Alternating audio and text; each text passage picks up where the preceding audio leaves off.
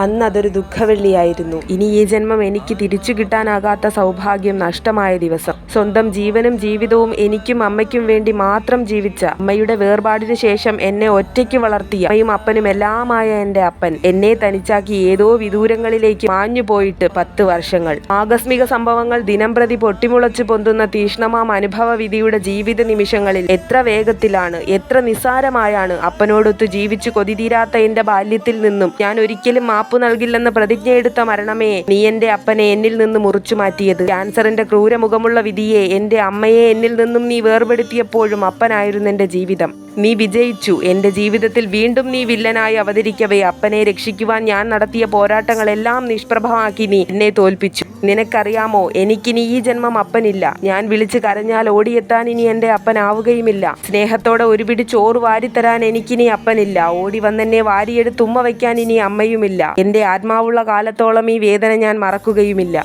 എങ്കിലും അപ്പ, അമ്മ, ജീവന്റെ തുടിപ്പാകും സൂര്യൻ അസ്തമിച്ചൊരു ചിത്രം മാത്രമായി നിങ്ങൾ മാറവേ, നിർജീവമായ ഓരോ നിമിഷവും നിങ്ങളോടൊപ്പമുള്ള ഗതകാലങ്ങളെ നെഞ്ചേറ്റി നെടുവീർപ്പിടുന്നിന്നും ഞാനിവിടെ. നിങ്ങളൊപ്പമില്ലെന്ന് വിശ്വസിക്കുവാൻ മടിയുള്ളൊരു കുഞ്ഞുണ്ടെൻ്റെ ഹൃത്തിലെന്നും. ഇന്നും ഏകാന്തതയ്ക്കുള്ളിൽ ഇരുന്ന് ഒറ്റയ്ക്ക് കരയുന്നൊരു ഭ്രാന്തിയാം എഴുത്തുകാരി.